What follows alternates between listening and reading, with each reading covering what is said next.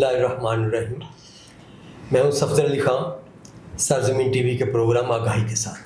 اور میرے ساتھ آج پاکستان کی نامور شخصیت جناب سید محمد مہدی صاحب موجود ہیں.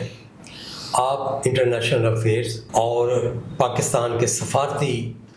جو معاملات ہیں ان پر گہری نظر رکھتے ہیں, اور اس وقت پاکستان ایک اہم موڑ پر ہے جہاں پر پاکستان سفارتی کامیابیوں کے جھنڈے گاڑنے کے ساتھ ساتھ کچھ ذمہ داریوں میں بھی الجھتا ہوا نظر آتا ہے, کیونکہ ایران اور امریکہ دو ایسے ملک ہیں جو اپنے ناک کو نیچے نہیں آنے دے رہے. امریکہ کو یہ زوم ہے کہ وہ دنیا کی سپر طاقت ہے, جبکہ ایران اپنے ایک مضبوط ایمانی عقیدے کا مالک ہے اور وہ جھکنا نہیں جانتے. تو اس مشکل صورتحال میں پاکستان کے جو قائدین, جس میں ہمارے وزیر اعظم اور ڈپٹی وزیر اعظم کے ساتھ ہمارے فیلڈ مارشل سید عاصم منیر دن رات کاوش کر رہے ہیں, اور اس قضیے کو مثبت انداز میں حل کرنے کے لیے انہوں نے بے شمار کاوشیں کی ہیں. تو الحمدللہ ایک MOU تو سائن ہو چکا ہے, لیکن اس وقت جو صورتحال ہے اس میں کافی کشیدگی موجود ہے. لیکن آج جس ٹاپک پہ میں سب سے پہلے بات کرنی چاہوں گا جناب سید محمد مہدی صاحب سے, وہ پاک انڈیا تعلقات ہیں. اور ہم سب نے دیکھا ہے کہ انڈیا ایک ایسا ملک ہے جو پاکستان کے وجود کو ہی تسلیم نہیں کرتا, اور وہ کوئی نہ کوئی بہانہ بنا کر پاکستان کے خلاف ایک محاذ اور ایک جارحیت کا میدان گرم رکھتا ہے. تو اس ماحول میں پاکستان کی ممتاز شخصیات اور انڈیا کے کچھ نامور لوگ نے مل کر ایک کھلا خط لکھا ہے. اس کھلے خط میں ان ممتاز شخصیات نے یہ کاوش کرنے کی کوشش کی ہے کہ پاکستان اور انڈیا میں جو بیسک مسائل ہیں وہ تو موجود ہیں, ان کا حل بھی یقیناً بہت ضروری ہے, لیکن اس کے ساتھ ساتھ ان دونوں ملکوں کو بات چیت کی طرف آنا چاہیے, مسائل کو دیکھنا چاہیے, نوجوانوں کے مستقبل کو دیکھنا چاہیے, پانی کے معاملات ہیں اور دیگر کئی قسم کے ایسے معاملات ہیں جو بات چیت کے ذریعے حل طلب ہیں. اور اس کھلے خط میں ایک ممتاز شخصیت جو موجود ہے وہ میرے ساتھ موجود ہیں اس وقت, جناب سید محمد مہدی صاحب. تو میں سب سے پہلے بات چونکہ میری لمبی ہوئی ہے, میں ان سے گزارش کروں گا کہ وہ پہلے ہمیں اس کھلے خط کی تھوڑی سی تفصیل بتائیں, اور پھر ان پر ایک خوبصورت سا الزام لگا ہے انڈیا میڈیا پر, اس کے بعد میں اس پر ان سے سوال کروں گا. بسم اللہ الرحمن الرحیم. صفدر صاحب بہت شکریہ آپ کا. صفدر صاحب جہاں تک یہ خط کی بات ہے تو بہت عرصے سے کچھ انڈیا کے لوگ اور کچھ پاکستان کے لوگ جو تھے وہ مختلف کانفرنسز سیمینارز کر رہے تھے, اور جو آخری کانفرنس ہوئی تھی وہ وے فارورڈ کشمیر پر تھی. تو اس پر پھر اس کانفرنس کے بعد یہ فیصلہ ہوا کہ اب ہمیں کانفرنس سے آگے بڑھ کر دونوں حکومتوں سے بات کرنی چاہیے. ایک طریقہ تو یہ ہو سکتا تھا کہ جو پاکستان میں لوگ رہتے ہیں وہ پرائم منسٹر سے جا کے مل لیتے ہیں, اور جو انڈیا میں رہتے ہیں, لیکن سوچا یہ گیا کہ ایک مشترکہ کاوش کرتے ہیں اور ایک مشترکہ طور پہ خط لکھتے ہیں. تو پھر اس خط کی جو ہے وہ اس کو بننا شروع ہوا, اور مختلف مراحل سے ہوتا ہوا آپ نے دیکھا کہ پرسوں وہ خط جو ہے وہ دونوں وزیر اعظموں تک پہنچا دیا. اب اس کے بعد کی جو صورتحال ہے اس پر ریویو میٹنگ جو ہے وہ 5 جولائی کو ہے. دونوں طرف کے جو لوگ ہیں اس میں 61 لوگ ہیں انڈیا سے,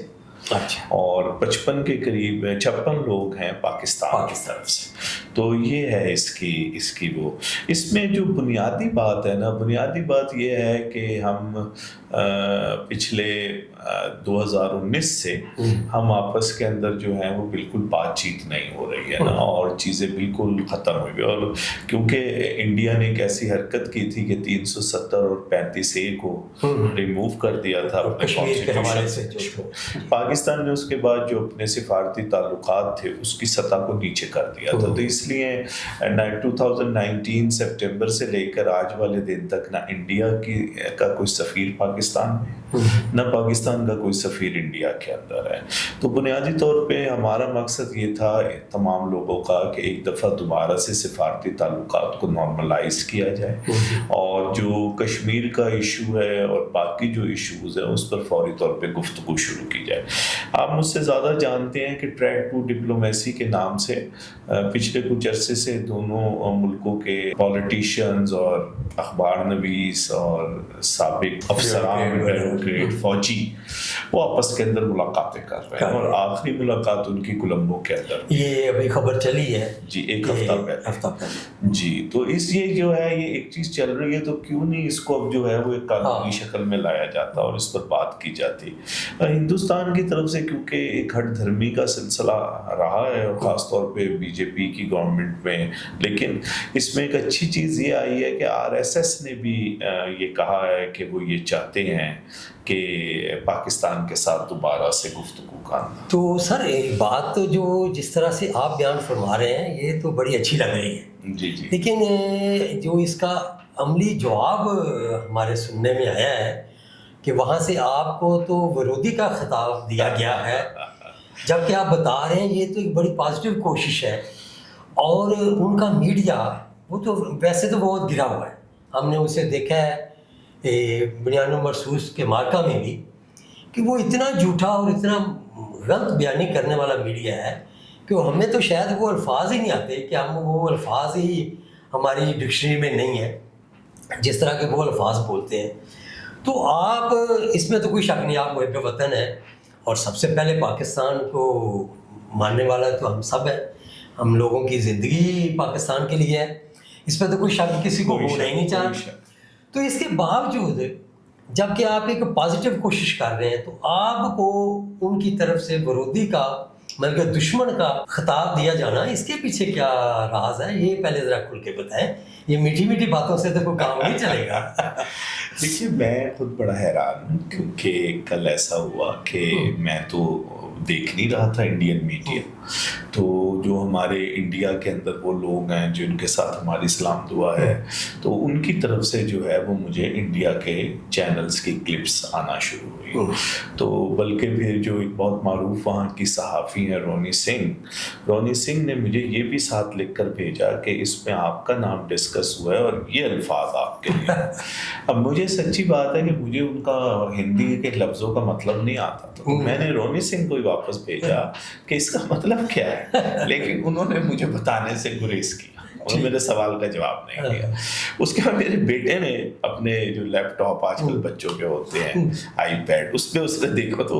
جو الفاظ میرے لیے استعمال ہوئے تھے میں تو خود بھی کبھی نہیں سوچا, بہت ہی سخت قسم کے تھے. میرا خیال ہے کہ شاید انہوں نے جب یہ سائن ہوئے ہیں کیونکہ انہوں نے صرف 4 لوگوں کو تنقید کا نشانہ بنایا 56 میں سے, تو انہوں نے میرا خیال ہے سب کا جب بایو ڈیٹا دیکھا ہے اور ان کی ہسٹری دیکھی ہے کہ وہ کیا کرتے رہے, تو اس میں کوئی شک نہیں ہے کہ میں نے ہمیشہ جو ہے وہ پاکستان اور انڈیا کی ورکنگ ریلیشن شپ کی وکالت کی ہے. لیکن میں یہ سمجھتا ہوں کہ پاکستان اور انڈیا کے تعلقات اسی صورت میں بہتر ہو سکتے ہیں کہ جب تک کہ کشمیر کے مسئلے کو کشمیر کی مرضی کے مطابق حل نہ کیا جائے, اور اگر ہم اس کا کوئی پارٹ ٹائم سلوشن ڈھونڈیں گے یا کوئی بیچ کا رستہ نکالیں گے تو میں اس سے اتفاق نہیں کرتا ہوں. تو یہ وہ وجوہات ہو سکتی ہیں یا وہ باتیں, بس دیکھیے انڈین جو اس وقت چارلسری افیئرز ہیں ہماری بہت اچھی ہے, لیکن وہ ہمیشہ جب بھی مجھ سے ملتی تھی تو وہ مجھ سے کہتی تھی مہدی صاحب آؤٹ آف دا باکس بات کریں.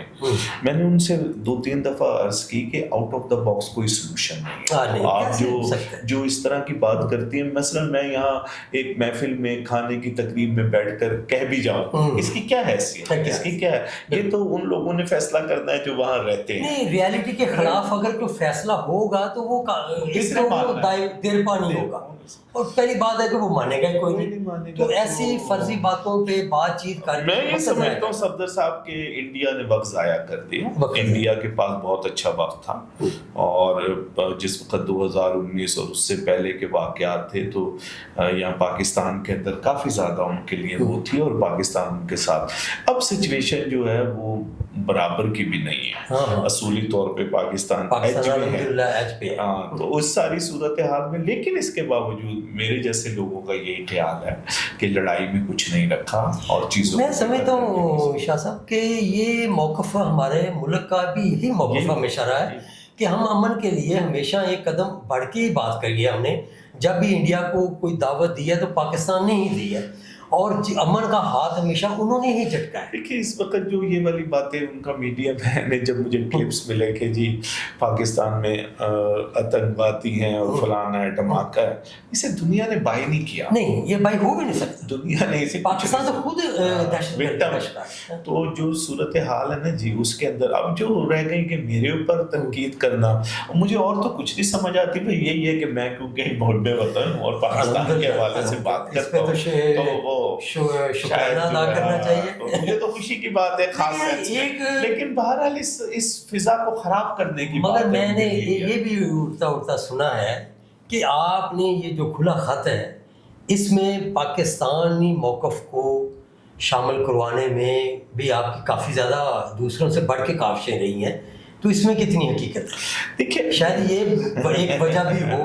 دیکھیے بات اصل میں یہ ہے کہ جو بھی شاہ صاحب ہیں جو اس کو لیڈ کر رہے ہیں ہندوستان سے, وہ بنیادی طور پہ خود بھی 1991 سے اس پر کام کر رہے ہیں. سر میں تو اس وقت ابھی اسکول میں پڑھتا تھا اور یہ تھا جب سے لگے ہوئے ہیں. تو بنیادی طور پہ ایسا نہیں تھا کہ وہ کوئی پاکستان کے اگینسٹ ہے, وہ بھی سمجھتے ہیں کہ بات چیت کے بغیر. ہاں لیکن ایسا ضرور تھا کہ اس کے اندر کچھ چیزیں ایسی تھی جو میں یہ سمجھتا تھا کہ یہ اس کا بھی اس کے اندر ذکر ہونا ضروری ہے. تو میں نے جس وقت وہ میرے پاس آیا تو میں نے پھر وہ لکھ کر بھیجا کہ یہ چیزیں بھی اس کے اندر ہونا ضروری ہے, اور ان کی مہربانی ہے کہ انہوں نے اس بات کو سمجھا اور انہوں نے اس بات کو. تو اب بات پھر سامنے آ گئی کہ آپ کی جو وہ محب وطنی تھی کہ پاکستان کے موقف کو کہیں ٹھیس نہ لگے, اسی سے انہوں نے ٹھیس لگی ہے اور انہوں نے آپ کو تنقید کا نشانہ بنایا. دیکھیے پاکستان کے اخبارات اور ٹی وی نے بھی اس خبر کو چلایا, لیکن پاکستان کے کسی بھی اخبار یا ٹی وی نے اس کو نیگیٹو کرنے کی نیگیٹو نہیں کرنے, حتیٰ کہ دیکھیے وہاں پہ ہمایوں کبیر صاحب جیسے آدمی نے بھی دستخط کیے ہیں جن کا جو پرانا ٹریک ریکارڈ ہے وہ بہت سخت ہے پاکستان کے خلاف, لیکن یہاں کے کسی نیوز پیپر نے ذکر بھی کرنا مناسب نہیں سمجھا کہ ہمایوں نہیں. ہمارا میڈیا اس لحاظ سے بہت بہتر ہے کہ نیگیٹیوٹی کو ہم لوگوں نے قبول نہیں کیا. لیکن کل اچھی بات کی ہے کہ او پی شاہ صاحب جو ہیں وہ پھر خود ٹی وی کے اوپر آئے ہیں اور انہوں نے آ کر جو ہے اپنے پاکستانی دوستوں کا بھی کو ڈیفینڈ کیا اور کہا ہے کہ آپ غلط بات کر رہے ہیں. وہ اپنے ملک کے, اور جس طرح ہم اپنے ملک کے سچے ہوئے ہیں وہ اپنے ملک کے ہیں, تو اس کے اندر رہتے ہوئے اس پیرامیٹرز میں ہم دونوں چاہتے ہیں کہ گفتگو ہو, اور دنیا میں ایسے ہی ہوتا ہے. انہوں نے مثال دی ہے کہ ایران اور امریکہ جو ہیں حد سے زیادہ اختلافات ہے, لیکن اس کے باوجود جو ہے وہ ٹیبل کے اوپر آ کر بیٹھے, تو ہم کیوں نہیں ٹیبل پر بیٹھ سکتے. تو میں تو ابھی بھی ہندوستان کو یہ میسیج دوں گا, خاص طور پہ ایک عام آدمی کو ہندوستان کے, کہ لڑائی کا کوئی فائدہ نہیں. انڈیا نے بار بار لڑائی کر کے دیکھ لی, اس کا کوئی رزلٹ نہیں ہے, اور خدا نہ خواستہ اب اگر لڑائی ہوئی تو یہ لڑائی بڑھ بھی سکتی ہے, اور اس میں پاکستان کا تو کیا نقصان ہوگا, اس میں زیادہ ہندوستان کا نقصان ہوگا. تو ہندوستان بڑا ملک ہے, ہندوستان کے اندر زیادہ لوگ رہتے ہیں, تو کوئی بھی ایسی چیز ہوئی تو اس میں زیادہ نقصان ہی ہوگا. اور پاکستان الحمدللہ اس پوزیشن میں اب نہیں ہے کہ یہ کوئی گھر خاموشی سے بیٹھ جائے گا. وہ تو دیکھیں اللہ تعالیٰ نے پاکستان کو بہت ساری, پاکستان کبھی بھی خاموشی سے نہیں بیٹھا. پاکستان نے ہمیشہ کوشش کی ہے کہ لڑائی میں پہل نہ کرے, لیکن خاموشی سے نہیں بیٹھا. اور پاکستان کی یہ روایت رہی 1947 سے کہ پاکستان نے دوسروں کی بات کو سنا, لیکن فیصلہ اپنی مرضی سے. اب ہم آتے ہیں اپنے دوسرے ٹاپک پر کہ جو اس وقت دنیا کے لیے ایک ہاٹ کیک کی حیثیت بنا ہوا ہے, وہ میری مراد ہے اس وقت قطر میں ہونے والے مذاکرات امریکہ اور ایران کے. اس میں آپ کیا دیکھتے ہیں کہ یہ کب تک یہ معاملات جو ہیں یہ بہتری کی طرف آ سکے گا, اور لوگوں کو کچھ خاص طور پہ جہاز رانی میں بحری جہازوں کے اس وقت رکاوٹ ہے, اور ایک امن کے لیے بہرحال ایک خدشہ ہے کہ کہیں پھر دوبارہ جنگ نہ شروع ہو جائے, تو اس پہ آپ کیا فرمائیں گے، کیا سمجھتے ہیں؟ دیکھیے خان صاحب، بات یہ ہے کہ دونوں ملکوں کے اندر جو ہے نا دوری بہت زیادہ ہے اور عدم اعتماد بہت زیادہ ہے، اور ایران کے اندر یہ مسئلہ ہے کہ ایران کے اندر جو قیادت ہے وہ ان کی ڈائریکٹلی ان کو آپ نے شہید کیا ہوا ہے، تو وہاں پہ کوئی شخص بھی یہ تو کہنے کو تیار نہیں ہے کہ آپ نے ٹھیک کر دیا ہے یا اس کو بھول جائے، تو یہ تو نہیں ہو سکتا۔ اس لیے میرا یہ خیال ہے کہ چیزیں آگے تو بڑھ رہی ہیں، لیکن چیزیں اگر ہم یہ سمجھیں کہ 19 اگست تک اس کا کوئی فیصلہ آ جائے گا تو مجھے نہیں لگتا، مجھے مشکل لگتا ہے، مجھے تھوڑا ٹائم آپ کے خیال میں اور لگے گا۔ اور میرا یہ خیال ہے کہ ٹرمپ کی اس وقت یا یوں کہ امریکہ کی ضرورت ہے کہ 3 نومبر سے پہلے وہ کسی رزلٹ تک پہنچ جائے، لیکن جہاں تک ایران کی یہ ضرورت نہیں ہے، اور ایسا ہے کہ ایران نے یہ ثابت کیا ہے اپنے مذاکرات کے پہلے حصے میں کہ اسے سست روی کا فائدہ ہوا ہے، اس نے جو گو سلو کی پالیسی اختیار کی ہوئی تھی اس کا اسے فائدہ ہوا ہے، اور وہ ابھی بھی جو ہے اسی پالیسی کے تحت آگے بڑھ رہا ہے۔ امریکہ اور امریکہ سے زیادہ اسرائیل اصل میں اس میں، کیونکہ میرا یہ تجزیہ ہے کہ امریکہ اور ایران تو یہ جنگ نہیں ہارے، لیکن اسرائیل یہ جنگ ہار گیا ہے۔ اب اسرائیل چاہتا ہے کہ کسی طرح امریکہ کے کندھے پہ بندوق رکھ کے وہ مذاکرات کی ٹیبل پہ نہ ہارے، کیونکہ 27 اکتوبر کو اسرائیل میں الیکشن ہے، اور نیتن یاہو صاحب کہہ رہے ہیں کہ میں صرف الیکشن لڑوں گا نہیں، میں الیکشن جیتوں گا بھی، تو ان کے اوپر بہت بڑا پریشر ہے، تو وہ اس پریشر کو ریلیز کرنے کے لیے جو ان کی لابی ہے واشنگٹن میں، اس میں یہ بات بھی ہے کہ اسرائیل